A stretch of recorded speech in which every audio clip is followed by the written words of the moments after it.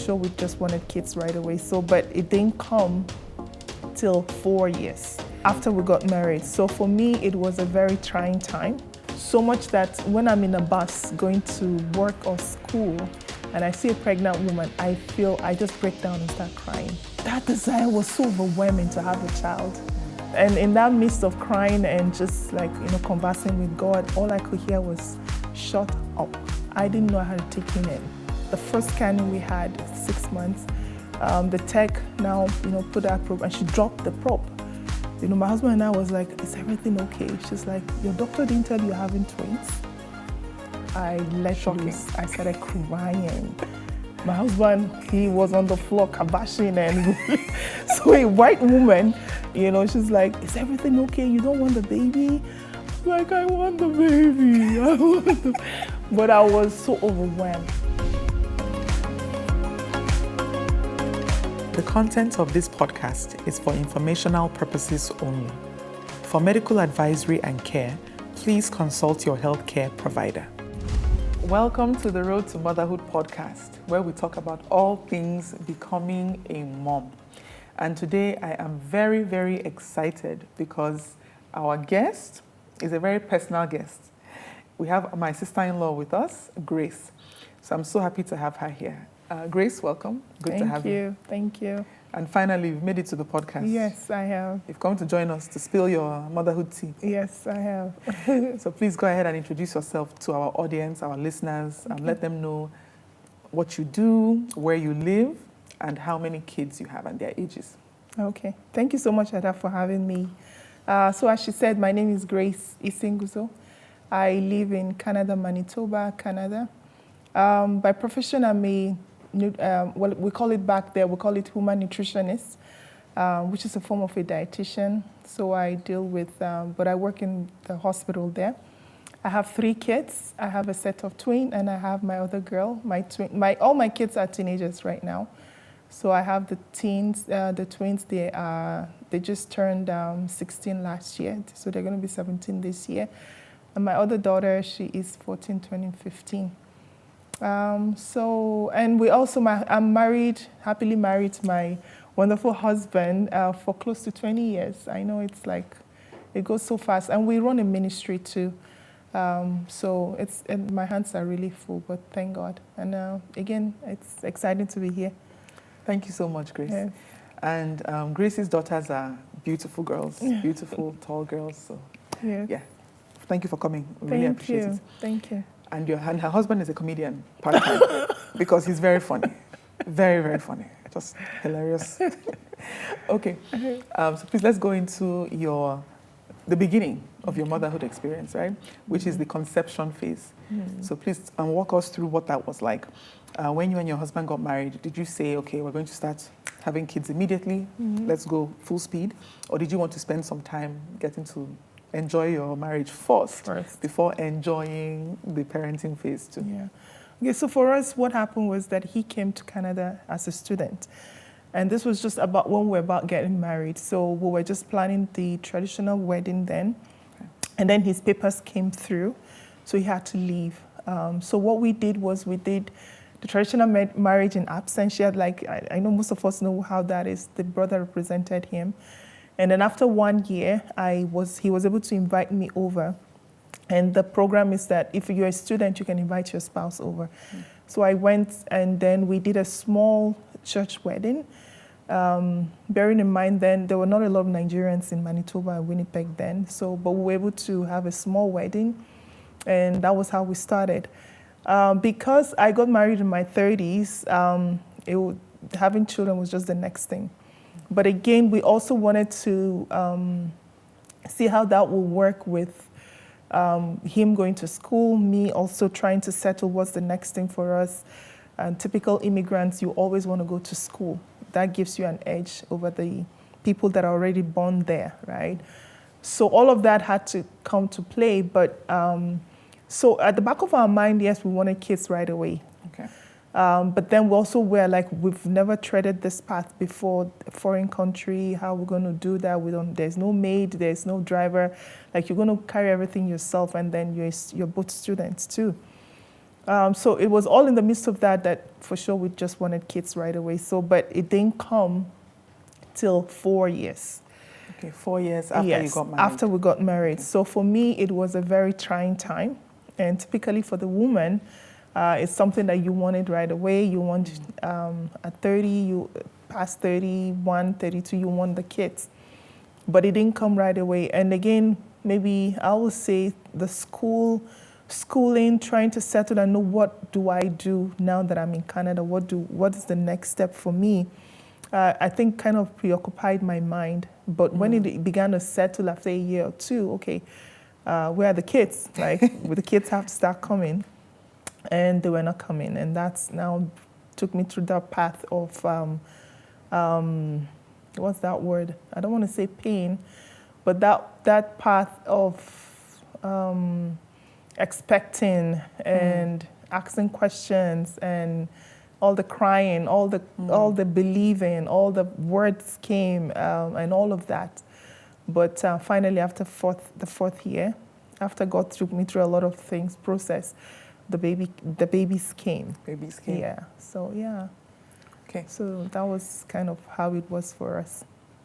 So thank you for sharing that. So you talked about the 4-year period of trying to conceive. Yes. And all the things you went through, the questioning, the believing, the crying. Yes. And how God took you through all that. Now, is there anything that stands out to you about how you made it through that experience? Because sometimes it can feel so depressing, so saddening, so hopeless. Yeah. So, excuse me, can you just explain to us how you made it through and how your perspective, like how your mindset was maybe kept or adjusted during the process to help you make it through well? Yeah, for me, again, you know, even at a point, we got word from God. Prophecies came. I personally also got some words, but it's one thing to get those words, and it's another thing to believe that it will be made manifest all the time of the waiting. Because sometimes when those words come, it might not be specific on the time, right? So every year, every month, it's like, okay, when is it? My husband was cool about it. He's like, it's going to come when it will come. But for me, it was a struggle. And it was a time of asking questions. Not doubting God, but just asking questions. And times of pain, emotional pain. Now, when I'm saying pain, I don't have the words for it. I don't have the words to say this is because if I say pain, everybody will be like, she had pain. No, there's some emotional pain you might not, words can really say what it is. I can't even explain to another person or talk less for saying it to a man, right? So, but there were some feelings that I was going through at that time that I felt really low. There were times that I was so, again, not, what's that word? Not depressed. Not depressed. Yeah. I wasn't depressed, but heavy and sad. But then again, activities were all going on. But, you know, it got to the point that God had to sit me through and begin to sift through the thoughts or the things that I was going through emotionally. And at some point, he really began to tell me that I've kind of dethroned him. And when I use that word dethrone, what it meant was that he was always supposed to be on the throne in my life, in what I desire and all of that. But the want for a child had dethroned him. For me at that time, it was like, what does that mean? And if God is telling you this is what you've done, and you're telling him that this is not what you've done, it's two different things, right? So, but I had to really sit down and say, okay, what does that mean? And he's like, the want for a child you've dethroned, you've enthroned the want for a child and dethroned me. So much that when I'm in a bus going to work or school and I see a pregnant woman, I just break down and start crying. I was so emotional about it. I was always asking questions. There was one of the days that I was on my way to work. There's this bus route that I take. It's a very long bus route. And it goes through a certain part of downtown that is kind of where some of these drunkards and all that. They are gone on those buses. So I was going to work very early, around 7 that morning. And there was this lady, she came into the bus and she was smoking and she was pregnant and she was tumbling. So you could tell she was already drunk. And at that point, I broke down and started crying. I'm like, God, why will you give this person a child? That one, because of the social welfare we have in that place, once those kind of people have those babies, the government is already sending somebody at the door, social workers, and they take those kids from them. And then they take them up for adoption or for fostering.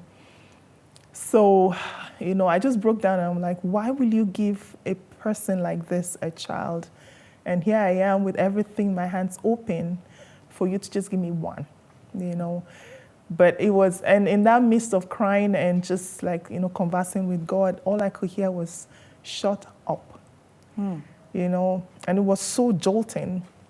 You don't tell me who to give a child.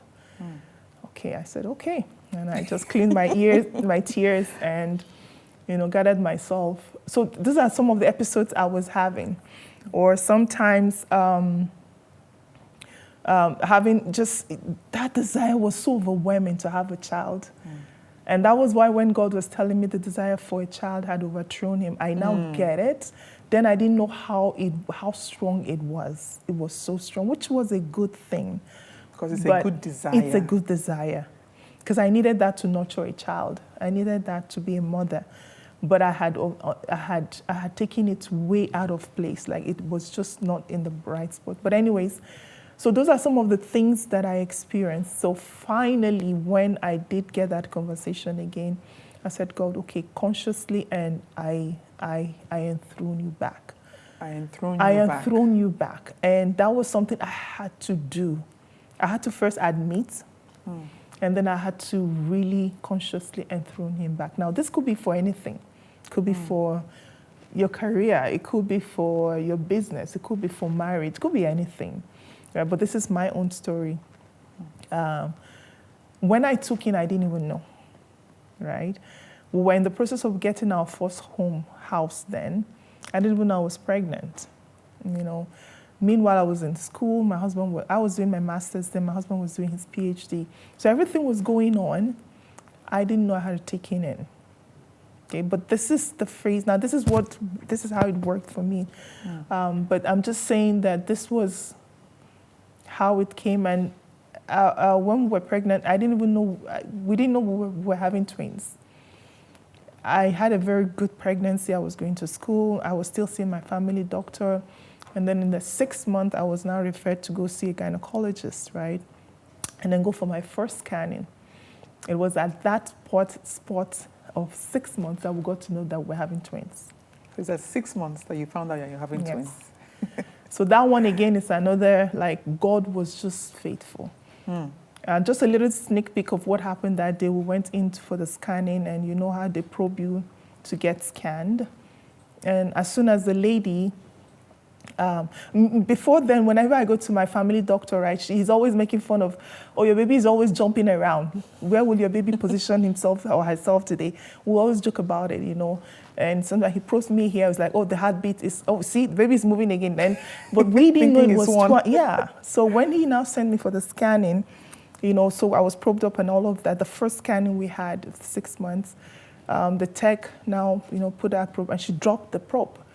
My husband and I was like, is everything okay? She's like, your doctor didn't tell you you're having twins? So that was just where we got to know we're having twins, 6 months after. I let loose. I started crying. My husband, you called him a comedian. He was on the floor kabashing. And so a white woman, she's like, is everything okay? You don't want the baby? Like, I want the baby. But I was so overwhelmed. She said, okay, I'll leave you guys. She left the room. And the only thing I could just say, saying this is so emotional, is, God, you were faithful. That when I asked questions, when I didn't even, sometimes I doubted, when I was like, when, how, when, why, Lord, you still gave me twins. It was so overwhelming, so overwhelming. We kept it to ourselves for quite some time because we were still processing it. Meanwhile, I was in school, he was in school, life was just going on. But it was a jolt. Till today, I still can see where we went for that scanning, going back from the elevator to the car. We couldn't even talk to one another. It was so shocking, you know. So just to let you know that God's faithfulness, you don't measure it by, oh, he's done this, he's done. That's who he is. He's God. He's a faithful God. That's just who he is. That's just who. Yeah, his acts don't even qualify him as, oh, this is because he did, that's why he's, no, he's just faithful. So, so that was our journey. And then, of course, we had the twins. I had them while I was my first year, pre-masters. But we just continued with that. Took 3 months off, went back to school, and everybody was saying, you're crazy. You don't have a maid, you don't have your family around, how are you guys going to do it? But we kind of worked it through, and we just made it work. My husband and I, we had a way, we just made it work. And yeah, here we are today. I'll come back to how you made it work. Okay, yeah, I'll go in depth to that one, yeah. I just want to take us a little bit back to when you said something that really stood out to me. You said, when you were trying to conceive, that there was a time when God made it clear to you and told you that you had enthroned your desire to have a child. Yes. And dethroned him from his rightful place as number one. And I think that's so powerful. Because as you were saying that, it reminded me of Hannah in the Bible, who was also at a point trying to conceive. And she was getting made fun of by her co-wife. Yes, yes. And so many different things, and she was just desperate for a child. And I don't forget that it is at the point where, as she was praying, she now was able to say, Lord, if you give me this child, I will give the child back to you. The same child she was so desperate for. The same child she was so desperate for. And I think that was a power move on her part. And I'm not sure if she was just filled with the Holy Spirit at the time and just knew what to say. But it's a power move because in a way, it's like she was putting God back in his place. Yes, yeah. To the point that her desire wasn't bad. The desire to have a child isn't bad. It's not. But she just had to put it in the right place and say, you know what? A child is a good thing. And because you are still number one, even when you give me this child, I will still give the child back to you. Yes. So I love that you said you were able to get that clear message from God too. That you needed to just reorder, put back in order priorities. With God being number one and the desire still being there, but not number one in your life. And then look what now happened. 2 children at the same time. Yes. Twins. Yeah. And we had a visitor one time. He's like, oh, after 4 years, what will you have had? 2 children, right? And it's like, here you go. And you got them. Straight on, 2 kids. And those 4 years, was it God trying to help me understand that it's possible, right? That could have, maybe that was what would have taken me to realize that, okay, it's not working my way. I have to really hear him and then do what he has asked me to do. What he has asked and put him in the proper place. Yes. I think that's a great lesson for any of us listening. Definitely encourages me and for any of our listeners as well. Like just to make sure that everything is in order in your life as well when desiring what we desire, which are good desires, not bad desires. Yeah. Thank you so much. No problem. So we'll move into pregnancy. Yes. So what were those experiences like for you? Honestly, I had a perfect pregnancy. Okay, first time around, perfect. First time around. Second was okay too. My first pregnancy, again, like I said, I didn't even know I had taken in. Now we moved, and moving is quite a big, hectic thing there. We moved. I was in school. You know, the only morning sickness I felt was just those few months. The first initial months? Yes, like the first few months. Other than that, I was hopping my bus, going to school, doing my research, going for my classes. Once in a while, some mornings, of course, I was sluggish and all that. But again, maybe it's just the mindset that I don't have an option. Like I don't have an option of a maid. I don't have an option for someone to rub my back, like to say, okay, sit down today, I'll go and study for you. Like I have a deadline. I have, so maybe those are the things, but of course it's God. But there was just nothing to fall back on, say, okay, if I don't, I'll make it up tomorrow. No, because classes were going on. And I had a target myself to be done. Like, I just wanted to be done. So when I came, of course, they have to reassess your school, what you came with. So that was why I already was going to spend 9 months to 1 year to do pre-masters, to pick up those courses that I didn't offer here in Nigeria, right? So already that was 1 year done for me. And then 2 years, the master's program itself, right? So I just had to keep going. So I had them when I was in my second year, and then took in again for my third or my second kid, and just when I was about till end of finishing.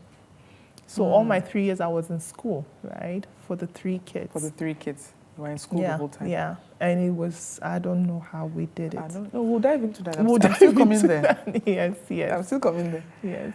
Okay, so then how about the childbirth experiences? Childbirth experience, then too, epidural was an option, like if you want. So I said I want to go natural. They're like, you're having twins, you want to go natural? I was like, yeah, spur one, I will go natural. It went on for a while. After I was like, give me the epidural. Let me have it.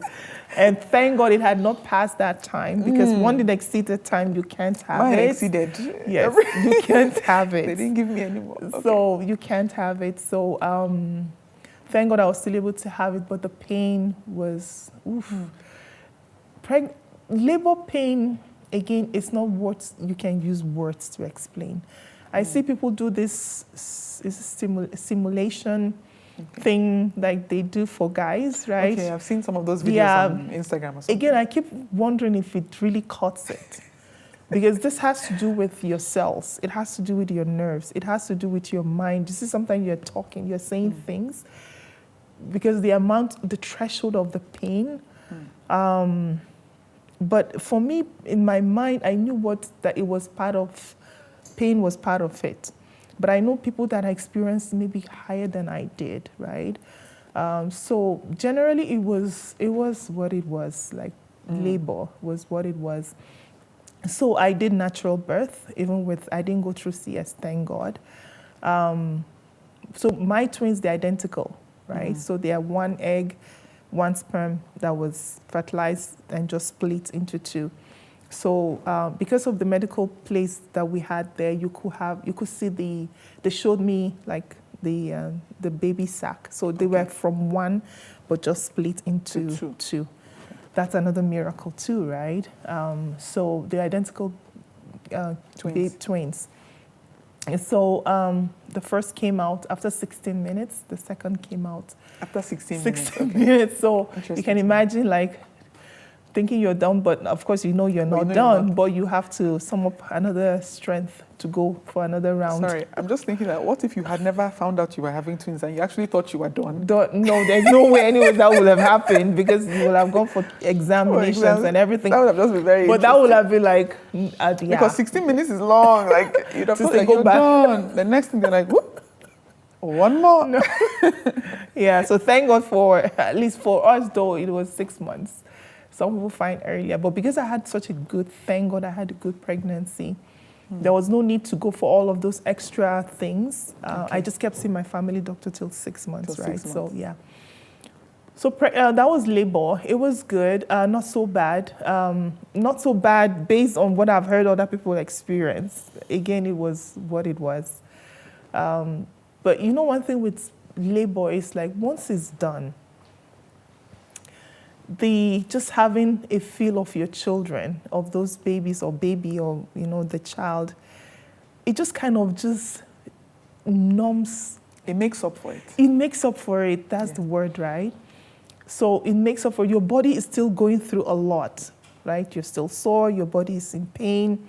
Trauma too, sometimes emotionally and all of that.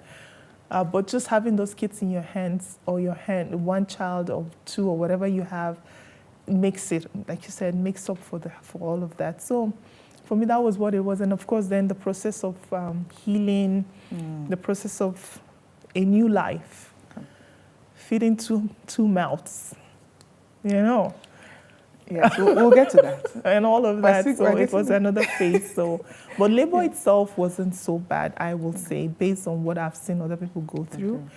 I went natural. Thank God I didn't go through CS even with the twins, right? So yeah. So, okay, so you did vaginal birth for Yes, both? for both times? Yes, yes. Epidural both times? Yes, Okay, yes, yes. Okay. Thank you for sharing that. Yes. Because, like you said, sometimes some other experiences can be worse. Sometimes they can even be better. I know some people that, in fact, the way their own childbirth experiences, I'm like, you people have 10 now. Yeah, I know. It's like some people have babies on their way to the hospital. Do you understand? Like yes, just straight on. Yeah. So thank you so much for sharing that. Yours was, there was some toughness to it, there was some challenge, a bit of difficulty, but you kind of entered there with the mindset that you could make it anyways, like you could get through it, whatever it was going to be. So thank you for sharing that. Now, since you had your children abroad, I know there's something abroad that they like to do. So I want to know if they were doing that about all those years you had your children, because it was up to 15 years ago, at least 15. Skin to skin. Yes. Yeah, so did they make you do that? Oh, yes. Okay. Skin to skin is paramount. Okay. Because scientifically it's been proved that kids that have that skin to skin, and it can be with mom, it can be with dad. It doesn't have to be with the mom. They just it gives them social skills. That's why most kids that are born, without that skin to skin, either because the mom passed away, or in the case of mothers that are into drugs, and they take away the kid, because sometimes as the child, if it's a mom that isn't that into drugs, as soon as those children are born, the babies are born, they go into withdrawal. A typical full-grown person's withdrawal. You know what withdrawal is like? Someone that is a drug. Yes, yeah. So that seizure, that withdrawal syndrome, so they have to quickly take those kids to NICU, like intensive. So scientifically, it's been proved that those kids don't have social skills. Because they didn't have skin to skin. So that first skin to skin is very important. And is it still 1 hour? Ideally, it's supposed to be 1 hour. It depends on, again, it depends on the medical needs and all of that. But the first thing, as soon as that baby is born, straight on the mom. If the mom passed out or passed away or whatever, the dad, these days, I see they do for, like, dads quickly go and take that role. Yes, take it right away. Yes, and if you notice, that child just lays there. Because for the mom, they're already hearing that heartbeat, the smell. So it's familiar. So familiar already. So I don't know what is the science thing behind, but it's scientifically proved. It just sets off something in the brain for the kid. Social skills are enhanced. A lot of things are enhanced, even how to love. There's some kids, when you carry them, they don't go towards you. Okay, because those are the little things they never felt loved. Right, so it's very, very, skin to skin is very important. Very important, yeah. Thank you for sharing that, because I've been seeing so many videos online. I've read some articles about it online as well, about how important it is, and about that like golden hour. Once the child is born, that first hour is when it is critical to do it. Yes. So when I read all that, I just started smiling. I said, when I was in the hospital and Kadosh was born, skin to skin waiting, they brought her out. As they dropped her, they took her. Like it wasn't. It wasn't there. They dropped her in like for 2 seconds and then just took her immediately. Yeah. So there wasn't any skin to skin. Now, of course, there were complications with my own birth, so it was a bit interesting. Yes, so that's the thing too, right? But you will have made up. Yeah, so of course, afterwards when we came home and all of that, even before we came home, because we were there, she was still on my body, but I heard that first golden hour is really important. It's like there are levels to things. That's like the best level of doing skin to skin immediately. Yeah.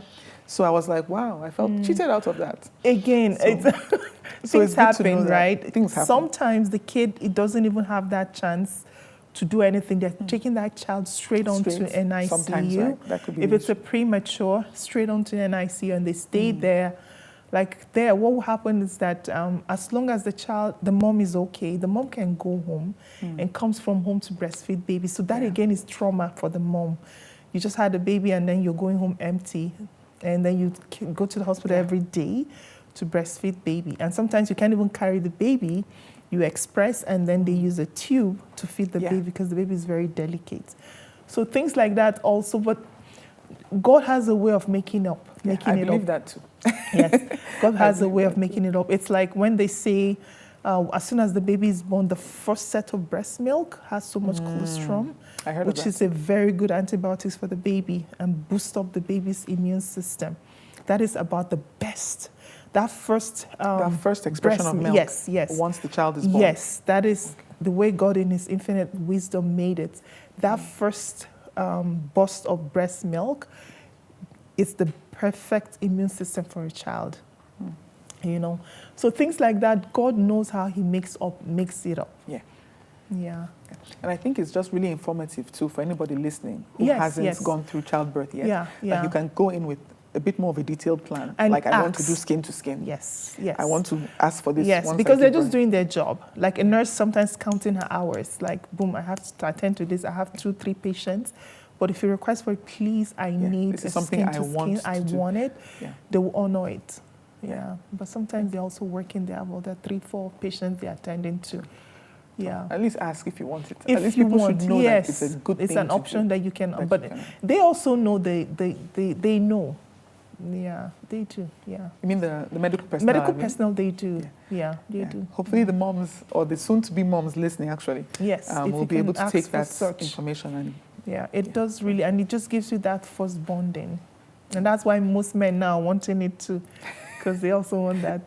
That first bonding, skin to skin. Yes. Thank you so much for sharing that. Yeah. Okay, so we've talked about childbirth. Now let's go into where we're going to dig in deeper. Postpartum. Okay. So how was your recovery and healing like for your 2 childbirth experiences? And then also, how did you now manage being in school, being in ministry with your husband?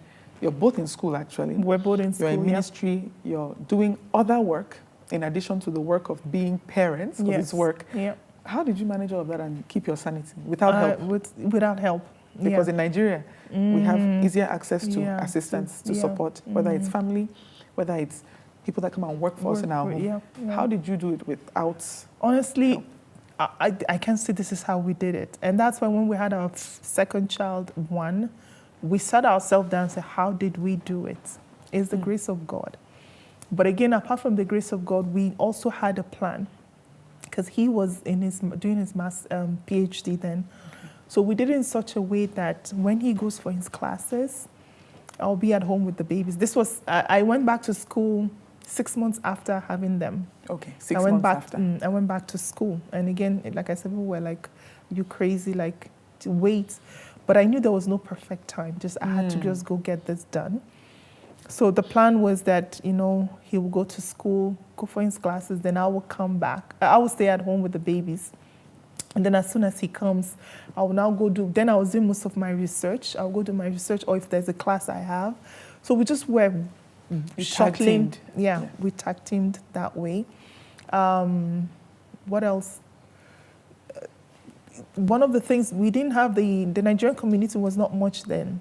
But one of the help we got was 1 or 2 Nigerians. Shout out to Sister Lero and Sister Blessing. Those ladies were awesome. They were able to give me this bath, like having a bath. Like physically bathing. Those massaging with hot water, which was what I really needed. And I'll say the first 3-4 weeks, they kept taking turns to come to help me bathe baby, because they were so tiny, right? It was later they now started, just started growing so fast. They were so tiny. So they helped me in those first weeks of really, bathing, massaging them, which typically the white person doesn't do. So that was my help. That was really, and they taught me how to really, I know how to bathe babies, but when it's now yours, how to really, take care of them yourself. So they really helped in that. So the planning, and then I had people that they cook. They'll bring food for us. We stored them in the freezer, right? So, and then I made some food, put them in the freezer so that I'm not cooking every day.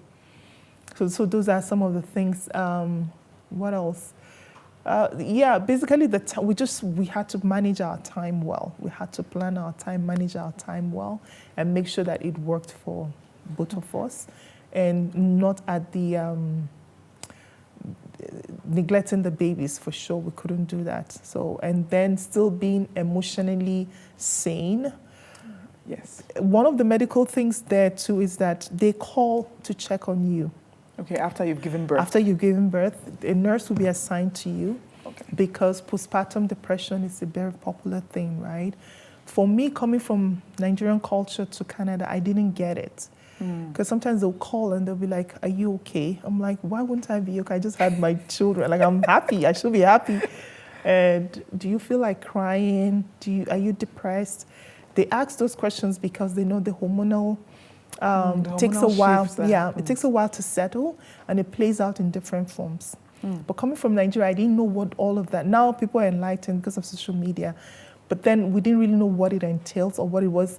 When I went for the clinical, there were some programs they had for like prenatal programs. They didn't mention those things, but I was thinking that's a white man thing. We are hardcore, like we don't do depression and all of that. But, coming to think of it, there's sometimes you just find you're just sapped. Like you just feel drained, which might not be depression itself, but it's just also the hormones. Sometimes you're happy, sometimes you're just all over the place. Sometimes you feel like you're the best mom. Sometimes you feel like, oh my God, I'm not doing enough for these children. Sometimes guilt sets in. Maybe I shouldn't go back to school.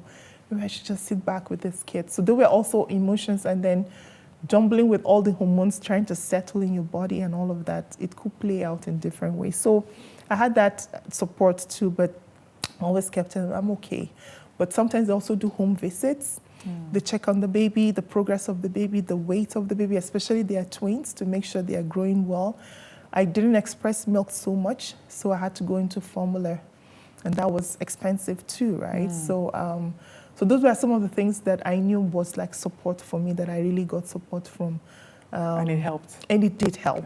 Because again, I've not been this path before, and there's so much you can gain from other people, except people that really know what they're doing. So it did go well once in a while, but most times it was very tiring.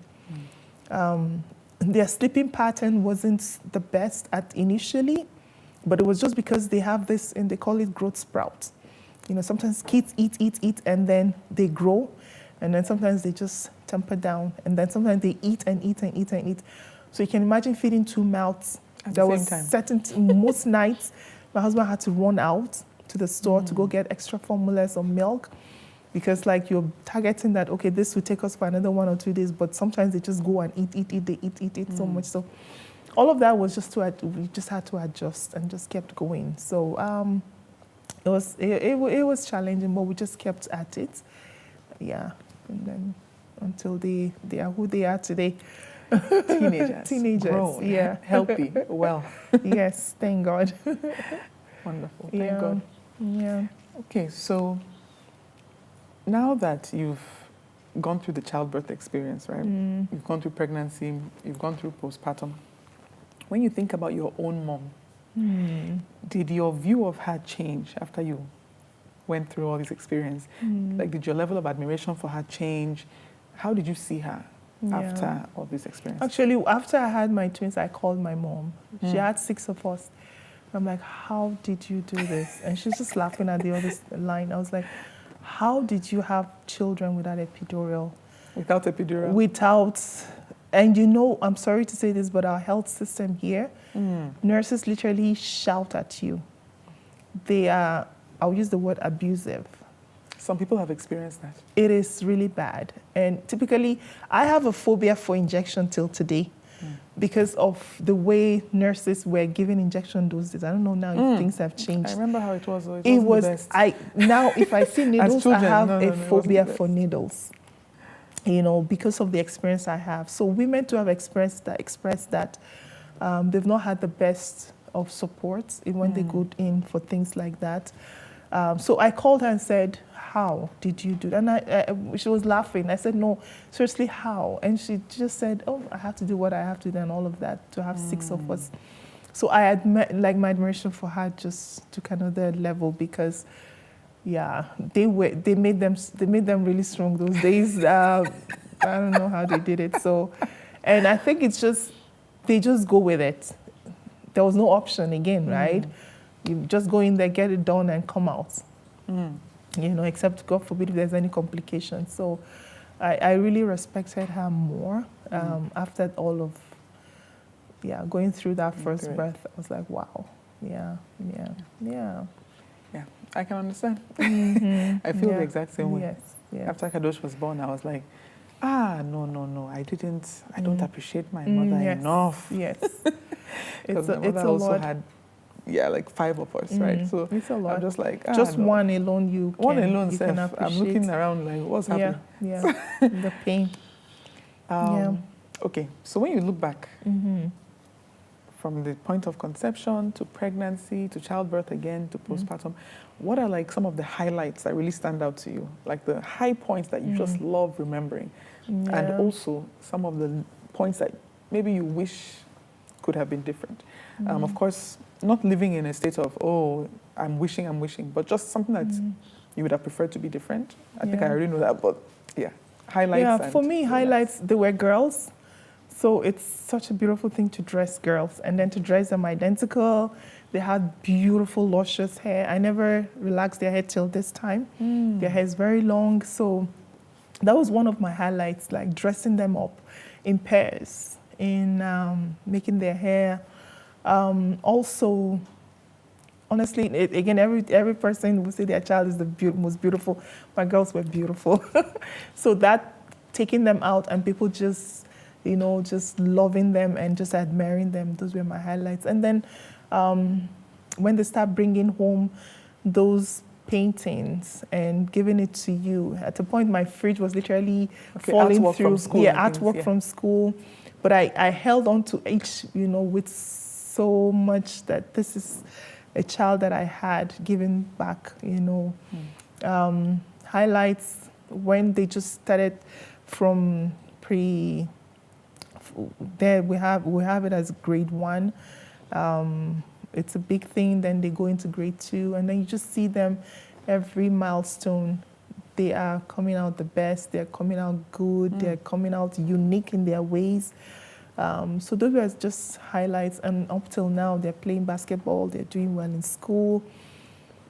That, like I said, I was telling you earlier that somebody said, enjoy every moment. Enjoy every moment. When they told me that when they were babies, I said, okay, I will. But sometimes consciously I wasn't. So now I try to enjoy every moment. What will I have done differently? Nothing much. I think I did what I could do at that time with what I had. Maybe I should have also taken out time to rest, because most times I was just going. I didn't really have what it means. I didn't know what it means to rest. But I'm learning now what it means to rest and not feel guilty about it. I think it's a motherhood thing that you can't afford to rest. You can't have time for yourself, But I'm relearning those things. So I rest now, and I even brag to them about it. And they're like, Mom, but I'm like, yes, this is me time. This is my time. I have to rest, because if I don't, I can't afford to break down, because everything is, anchored on one person. So looking back, I should have given myself permission to rest and enjoy rest. Permission to rest, yes, and enjoy rest. Don't feel bad about it. And I keep telling younger folks now, I said, or even ladies, I said, give yourself permission to rest. It doesn't make you a bad mom, or it doesn't make you, you're falling short of your work or whatever. No. Because once you rejuvenate, you can give much. You can give back. Right? So looking back, maybe, that's what I would have done differently. Yeah. I'm so glad you said that. I'm sure like a lot of people who are listening in and watching, they probably don't feel like they can afford to rest. I think I've even heard people say things like, there's no rest in this world.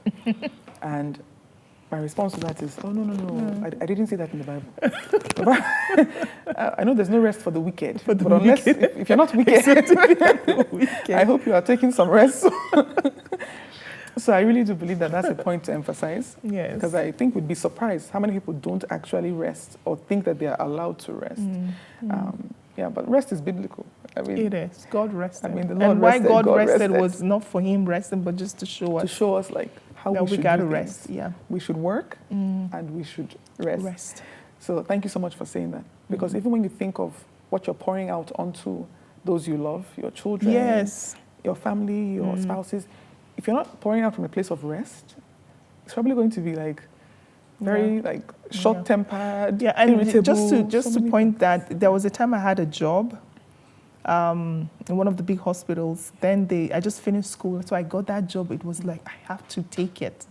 It was a very big breakthrough for me right after school.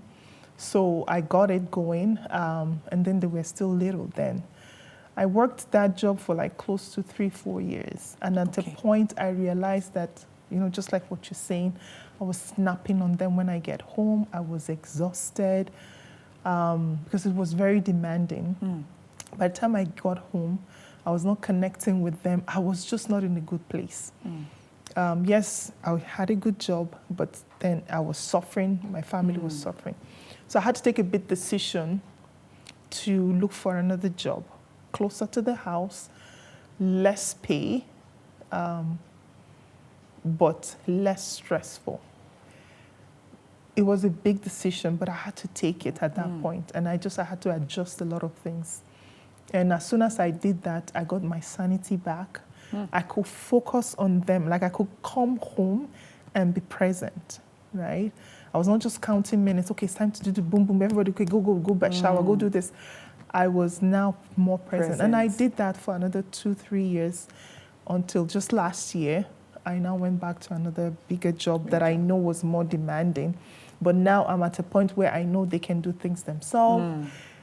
We can manage more this time. And even when I come home, I still structure in such a way that I can still catch some rest. So it's just for you to realize that if this is sapping you up, if something either work most times, adjust. It might just be willing to adjust. Be willing to adjust. It might cost you, like in my case, some few more dollars or money or whatever, but it's just a temporal thing. But just for you to pour into them at that time, because you're pouring emotionally, you're pouring financially, of course. You're pouring with everything in you, So if you're all sapped and dried, you just be snapping at people. You're just angry. You are not even listening through. You're not present. And honestly, these kids, that's what they need, especially with what is happening around the world now. This is about the most, in quote, dangerous time to have children. And I'm sure you know what I mean, right? We're at the flip with all the agendas out there. With all the agendas, and just at the flip of a finger, the world is just there. And so you have to be present. And then, sorry, we're kind of debating, but then you have to also be a safe place for your children, where they can come and express themselves. They don't feel judged. But they know that they can unleash and tell you things without being judged, without being cut off. But where does it come from? It comes from you being present to start with.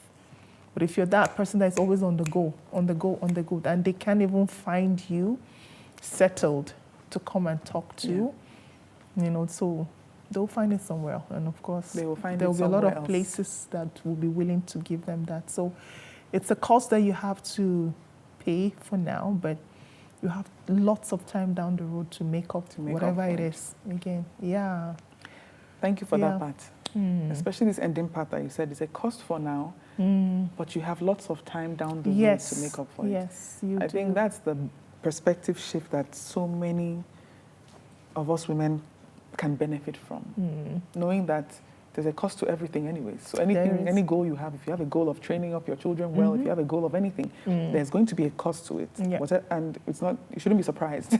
There's a cost to everything in life.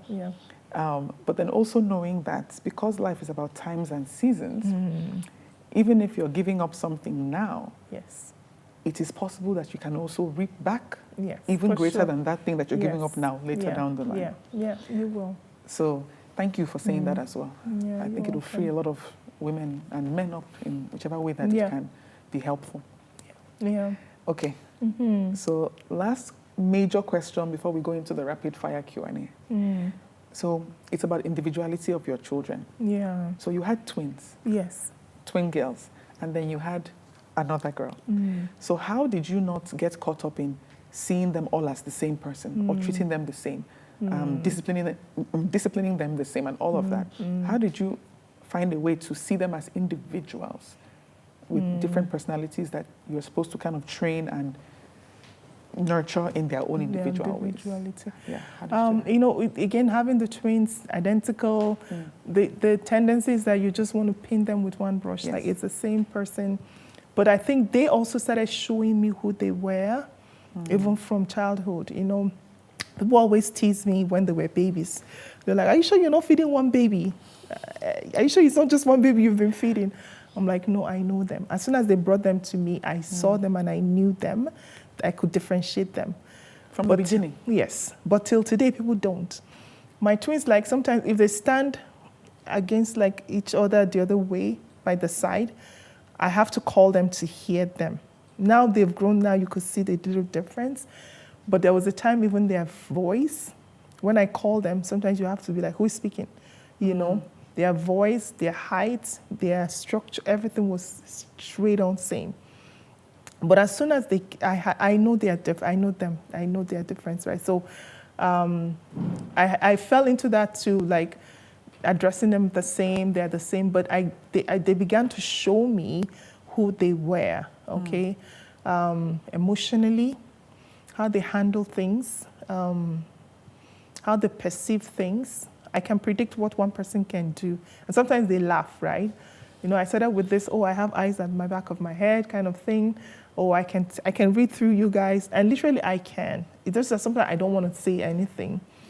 But I think it comes with just being a mom. I don't know. Their mom. Yeah, it just comes with it. So, but I'm also, over time, I started trying to give them their space, making them to develop. Now, in grade 1, grade 2, their school approached us that they had to separate them. This was a big, huge thing in the family because we've always done everything together for them. And for them too, their heart was literally shattered. They came home crying. But they said this was the best way they could become individuals of themselves and without feeding off each other. So it was a big thing, but they needed to separate them. So they did separate them because then they tagged them. They used to tag them. Teachers couldn't even differentiate them. They tagged their names, right? But they said they were coming more from the point of them become individuals of their own and achieving their own things without feeding off each other. Of course, you can't keep them off each other during play times and all of that, but they just wanted them to develop separately. And also we kind of started seeing towards that, you know, working with them to emotionally knowing who can stand some things, who can crumble under some situation, who is the leader among them, who takes initiatives. Now, our second child, she kind of got it the first time. She's a Lone Ranger. I can do things all by my third daughter. She can be in her room by herself. Like I think she just got that, I don't know, she just got it that first time that these two are their own thing, I'm my own thing. Until now, she can be by herself, she's fine. You know, sometimes we have to like pull her out of her shell and all of that. So they're all individuals of their own and they have their own individual character. But we still try not to do the favorite thing. No, we don't play that in my home. We try to treat them equally, but we all know each other's strength and power and all of that. So we feed into that. But being smart, they're all smart kids, thank God. That's one of the conditions we gave them for before they got into the sports they're doing right now. So thank God they're still keeping up with their grades and all of that. So that's how we consciously kind of worked on it, you know. But each day we keep still discovering more about themselves. They are discovering about themselves. We're also discovering about who them. They are. Yeah. Okay. Yeah. Okay. So that grade 2 separation was a good thing. It was a good thing, but it was hard. It was a mourning time for them. Time. They cried and cried, but eventually we saw what it did to them. Yeah. Okay. Thank you. So now we'll move into one of my favorite parts of the episodes, Okay. which is the rapid fire Q&A. Okay. Let me pull out my phone. Let's see. Okay. Let's see some fun questions we can ask. Okay, so the first one, let's see. The first one, texting or talking, which one do you prefer? Talking. Hmm. So these days it's a different scenario. I call people, nobody's speaking. I'm like, okay, I have to text. Talking. I like talking. Yeah. Okay, chocolate or vanilla? Depending on what it is. Let's assume ice cream. Oh, vanilla. Okay. Chocolate is chocolate. I don't like chocolate cake. I don't like just chocolate is chocolate. You like chocolate bars? Don't do it in anything for me. Okay. Yeah. Okay. So vanilla, yeah. Beach vacation or hiking trip? Oh, beach, please. Thank you. Where are we going to hike? Why? Favorite childhood movie? What was my... I think maybe it's Home Alone, but we grew up with Sesame Street. So Okay. Sesame Street, I have a lot of clips that still play in my head every time. Okay, so I'll adjust it to favorite childhood TV show. Oh, Sesame Street. Street. The old original, The original Sesame Street, too. Yeah. Not our new age No, one, not but this. No. No. Okay, a sound you love? A sound I love, the sound of water. Sound of water. One thing that always makes you laugh? Comedies, laugh. Yeah, I love comedies. Yeah. One thing you do for fun and self-care?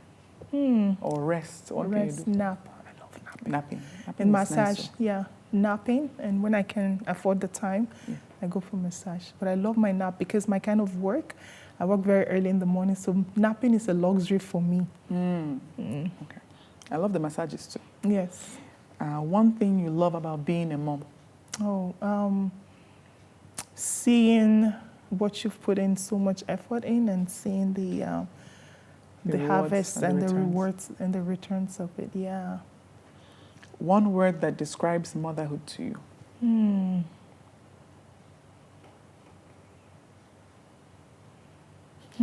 It can be 2 words, it can be 3. I'll say giver and nurturer. Giver And nurturer. nurturer, yeah. One thing you wish you had been told about motherhood before becoming a mom?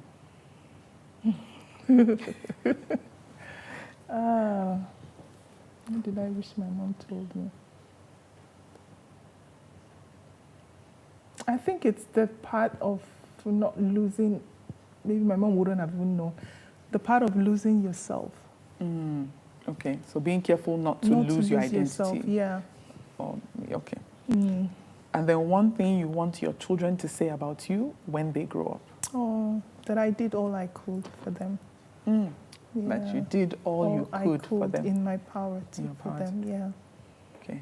Yeah. I believe they will say it. They got to. They have to say it. They don't have a choice. They have to say it. They have to say it. I'm sure they will. Yes. Thank you so much, Grace. Thank you. Thank you. It's been a pleasure. Yeah, same. It's been a big pleasure, and I loved hearing more about your story, your motherhood story. Yes. And this is again why I love this podcast, because I still didn't know all these details, and we're in-laws. I know. And I didn't know all these details. So yes. yeah, thank you so much for sharing. Thank you for having me. I really appreciate you. Thank you for having me. I really enjoyed it, and I had fun too. Thank you. I'm happy you had fun. Yes. Okay. So thank you everybody for watching, for tuning in. It's been a beautiful episode with my sister-in-law, Grace. It's been really, really insightful, encouraging, and she's shared her beautiful story of having twin girls and another beautiful girl after her twins. So if you like this episode, please hit the like button, subscribe, share it with those you know in your network, women, men, let the men share it with the women they know, and just keep tuning in. We'll have more for you as we go along. Until the next episode, thank you. See you later.